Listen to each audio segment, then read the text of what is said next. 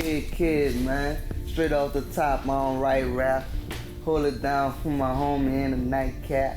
I keep a secret, but nobody know it. I'm in here with my homeboy, you know what I'm saying? Nutt Da Kidd, aka Kid, you know what I'm saying? It's a big day for him. It happened right in front of your mom, right? Yeah, in front of my mom. I mean, I'm talking to my mom.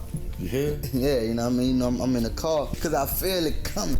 It's like, you know, I felt it coming. The week before that, you know what I'm saying, the same tried to run down on me by my mom's house. And the neighbors had called, like, yo, they got some, you know what I'm saying? They were trying to, you know, run down on your son, whatever, this and that. Before he became 50 Cent's most trusted soldier, Kid lived through betrayal, blood, and rebirth. You feel me? All praise to the big dog, you know what I'm saying? 50, you feel me? He was once Lil Wayne's protege, a young voice shaping the sound of Young Money until the fame, the miscommunication, and the silence left him in the dark. They say Wayne discovered you. You was on the streets. It was more of like my big homie from around my way, you know what I'm saying? He went to school with most of the people that Wayne was around every day. He went to school with them, so he knew them. And he pulled up in front of my door. I'm like, come on, you ready? I'm like, yeah. Then came the night 6 bullets tore through his body in front of his mother's house, nearly ending it all. You know, just looking under the car, like, all I can see is his feet. You know what I'm saying? He's still shooting. You know what I'm saying? Yeah, man, for real, man. Got like 36 times. But every legend has an origin, and for Kid, this is where it all started. Curtis Stewart, before the world knew him as Kid, was Nutt Da Kidd, a name born in the rough corners of New Orleans, Louisiana. In the 9th Ward, struggle wasn't the story, it was survival. Life taught you quick. Loyalty always came with a price, and betrayal, it could wear a smile. Before the fame, before the deals, he was just Nutt Da Kidd, a young hustler learning what it meant to make something out of nothing. Now, there was also a time in your career where you were going under the name Nutt Da Kidd? Yeah, Nutt Da Kidd. I was Nutt Da Kidd, Peanut Flame. You know what I'm saying? Kid calls himself a poverty poet. Every rhyme was a piece of his reality. Pain turned into rhythm, truth poured over beats. In his city, the only way out was a microphone and a miracle. I'm a poverty poet. I spit my life, I just quoted. Finally kick the door in. Wait, let me look before I go in. You'll do the same thing if that was your kid. His break came when he was just 15 years old. He wasn't chasing fame, he was chasing respect. One day, rapping outside with his crew, fate walked right up in the form of Lil Wayne. This wasn't some label audition or planned introduction. A neighborhood OG from Kid's block connected the dots, and Wayne wanted to hear what the kid could do. They say Wayne discovered you. You was on the streets. It was more of like my big homie from around my way, you know what I'm saying? He went to school with most of the people that Wayne was around every day. He went to school with them, so he knew them. And he pulled up in front of my door. I'm like, come on, you ready? I'm like, yeah. Kid didn't even get past 4 bars before Lil Wayne lost it jumping around, hyped, yelling that he had found something special. That night, history quietly started forming in New Orleans. The birth of SCAD, up a raw collection of young, hungry rappers ready to prove the South had something to say. Do you remember what the name of the song in reference is? It was probably like Squad Up 3. You know what I mean? Like around Squad 3. The lineup: Lil Wayne, Kid, then Nutt Da Kidd, Gutta, T Streets, and a few others. Between 2002 and 2003, they dropped 7 classic mixtapes, the SQ series shaping what would later become the DNA of Young Money. Kid was there at the very beginning in the room when the Young Money name was first spoken into existence. But when fame knocks, not everyone gets invited inside. By 2004, the dream started cracking. Wayne was on the rise. That Carter era was about to explode, and the rest of Scott Up felt left in the shadows. Kid remembers that shift clearly. The spotlight was narrowing, and recognition was running out. Then came 2008, Mrs. Officer, a platinum single, Billboard charts, a song that could have reintroduced Kid to the world. But when the music video dropped, his face was missing. The voice everyone heard belonged to Kid, but the face? Nowhere to be seen. He says the timing was cruel. A hurricane had hit New Orleans, and he was in Atlanta, helping his stranded family using his first publishing advance to bring them home. When the cameras rolled, he wasn't there, not because he didn't care, but because family came first. And just like that, The moment that could have changed everything vanished. No call, no explanation, just silence. Kid Kidd didn't call it beef, he called it principle. When loyalty breaks, you stand on your morals, even if it costs you everything. He walked away from the Young Money circle and went back home, back to the only grind he knew, the streets. But that move, that return to the block, was dangerous. Because in New Orleans, when you lose momentum, the streets don't give you sympathy, they give you targets. And just days after meeting a man who would change his life forever, Kid Kidd would come face to face with death itself. When Kid Kidd walked away from Young Money, he didn't walk into peace, he walked straight back into the fire. New Orleans wasn't waiting to welcome him home, it was waiting to test him. The streets of the 9th Ward are tight. Everybody knows your name, your story, your moves. You can't disappear there, not even if you try. And by June 2011, Kid Kidd was back, trying to rebuild, trying to refocus, but fate was already in motion. Just 4 days before the nightmare, Kid Kidd had met 50 Cent for the first time, a meeting that felt like destiny. The connection was instant. Real recognizes real, but back home, word spreads fast. The neighborhood knew he was back, and envy moves quicker than opportunity. It happened right outside his mother's house. Down that same path of destruction, bumming, starving, stomach talking. He had just dropped her off after leaving his daughter's birthday party, a moment that should have been full of joy. He'd put his guns away for the family gathering, wanting one peaceful day. That small decision almost cost him his life. As he sat in the car, 2 masked men emerged from the shadows. His mother stood in the doorway, helpless, watching her worst fear unfold. Kid Kidd barely had time to reach for his phone, calling out for his partner to get around here before the air split with gunfire. The shooter carried a carbon 15 rifle. The report said 36 to 42 shots tore through the vehicle. Kid Kidd was hit 6 times on his leg, abdomen, and side. In those first seconds, he didn't even feel pain, just the shock, the numb weight of his body refusing to move. He tried to slide across the seat, reach the passenger side, and escape through the door. I opened the passenger side door, right? The whole time, dude still letting loose. My mind was telling me, yeah, you know what I'm saying, get out of there and go. But nigga, my body ain't do nothing but fall. Bloop. But when he finally pushed it open, his strength gave out. He hit the ground hard, his vision blurring, watching the shooter's feet through the smoke, as bullets still ripped through metal and glass. He was sure they were coming to finish the job. Then, silence. They were gone. Bleeding out on the pavement, Kid Kidd thought about one thing, not the fame, not the music, not revenge. He just wanted to talk to his kids one last time. When paramedics arrived, his body was torn up, but he was still breathing. The hospital stay that followed was long and brutal. The bullets had shredded organs and muscle, forcing doctors to fit him with a colostomy bag. He'd wear it for nearly 10 months. He woke up confused, staring at the tubes and scars, thinking his life and his career was over. He called it the darkest period of his life. But beneath the frustration and anger, something else was growing. Hunger, a purpose. Even with bullets still trapped inside his leg, Kid Kidd was determined to fight back. And when he turned his phone back on, fresh out of surgery, it wasn't a family member or a label rep or an old friend who called first. It was Curtis Jackson, 50 Cent. Lying in that hospital bed, stitched up and half conscious, Kid Kidd felt the weight of everything. The pain, the betrayal, the silence. The industry has a rule. Once you're wounded,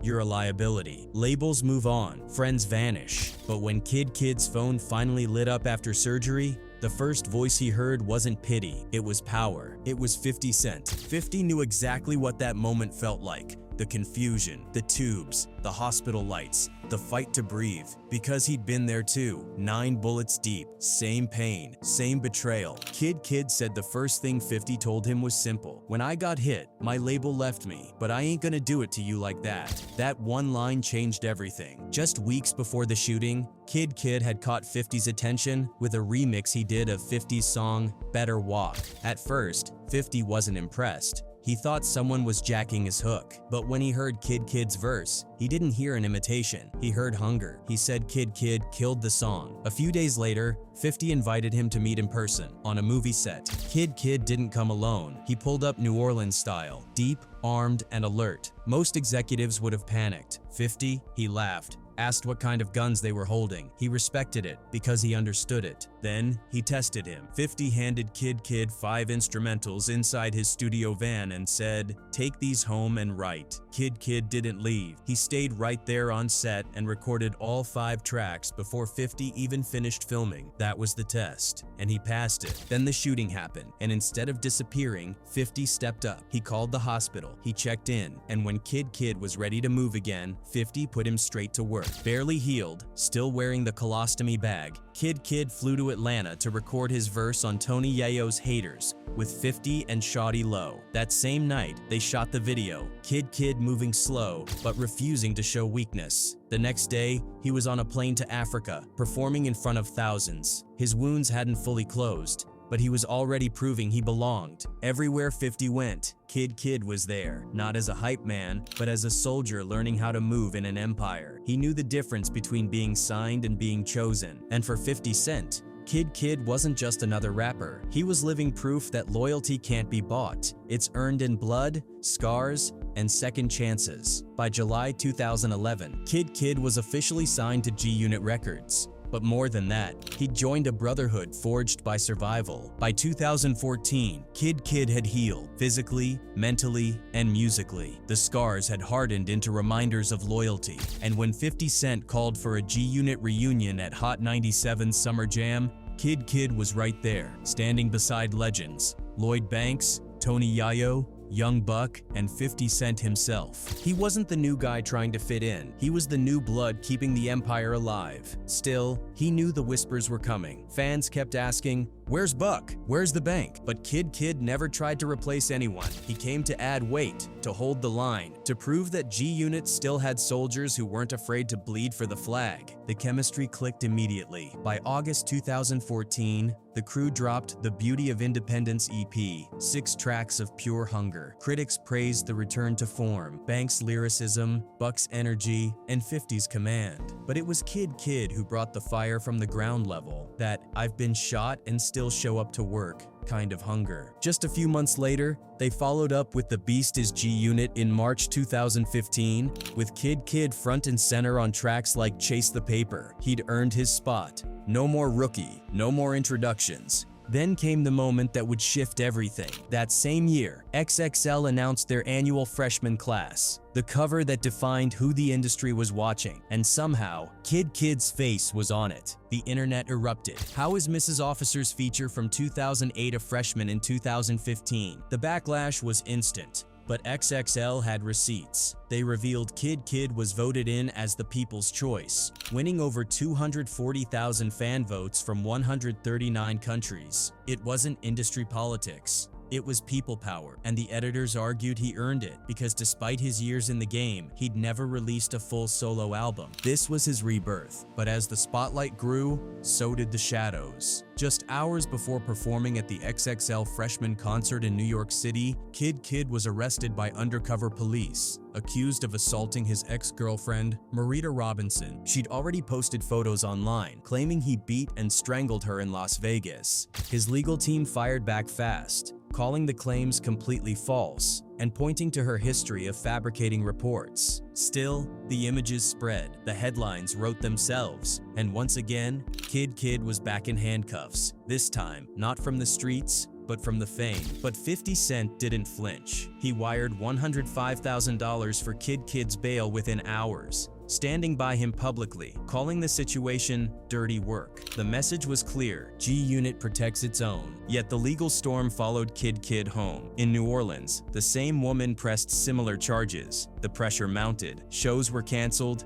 Interviews vanished. By February 2016, Kid Kidd quietly closed that chapter, pleading guilty to a harassment violation in New York, completing a batterer's program, and walking away without a criminal record. He was free, but his name had been dragged through every headline in the game, and that kind of stain, in an industry built on image, doesn't fade easy. Even with the pressure mounting, the court cases, the scrutiny, the headlines, Kid Kidd never lost sight of where he came from. While most rappers were chasing charts, He was chasing purpose, and for him, that purpose always led back home to New Orleans. In August 2014, marking 9 years since Hurricane Katrina, Kid Kidd released a haunting track called Mr. Rogers. It wasn't just another tribute, it was a confession, a message from a survivor who watched his entire neighborhood nearly erased. He spoke directly to the 9th Ward, the section of the city that suffered the hardest blows when the levees broke. Through his lyrics, he painted the pain that most of America had already forgotten: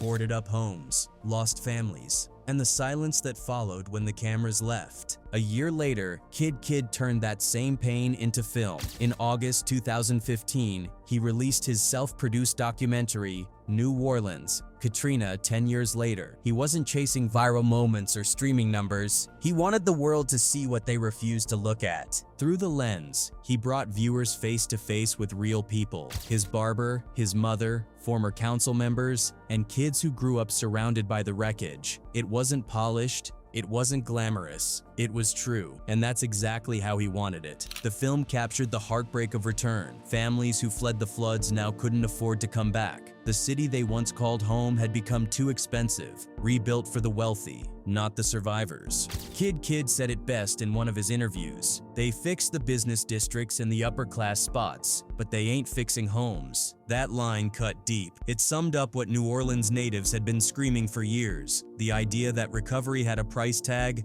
and the poor couldn't pay it. For Kid Kidd, this wasn't charity work, it was duty. He believed that being a voice for his people mattered more than industry applause. The same raw emotion that once fueled his verses now powered his activism. He wanted to flip the narrative, turning stereotypes about the hood into proof of resilience. Every scar, every loss, every lyric was survival turned into sound. But as Kid Kidd poured his soul into his city, another realization began to rise. After years under the G-Unit flag, touring, recording, and rebuilding his name, he had reached the point every soldier dreams of: becoming his own general. In 2018, Kid Kidd made the announcement. He was officially parting ways with G-Unit Records to focus on full independence under his own label, RLLNR Entertainment, short for Reallionaire Records. There was no beef, no public fallout, no diss tracks, just a quiet exit and mutual respect. Because the truth was,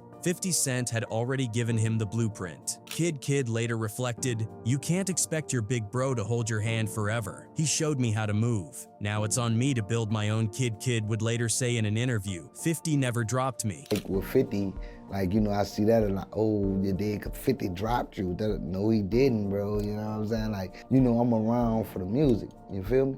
So I gotta keep it going, you know what I mean? You know, it's no bad blood. And that's exactly what he did. Under RLLNR, Kid Kidd released projects like the Unquestionable EP and Reallionaire Volume, one mixtape in 2018, both stamped with the energy of a man who finally owned everything he stood for. The label's slogan said it all: real life, real money, real music. Kid Kidd's journey had come full circle, from being shot 6 times in front of his mother's house to standing as an independent voice for his city. He wasn't chasing fame anymore. He was building a foundation, and after everything he'd lost and survived, freedom, not fortune, was the ultimate reward. From Nutt Da Kidd to G-Unit soldier, and finally, Reallionaire boss Kid Kidd's entire story has been built on one unbreakable word: resilience. He survived betrayal, bullets, and the brutal politics of the rap game, yet every time, he came back sharper, quieter, and more focused. The shooting that almost ended his life became the lesson that defined it. The chaos that surrounded his fame became fuel for his independence, and every scar he carried turned into a lyric,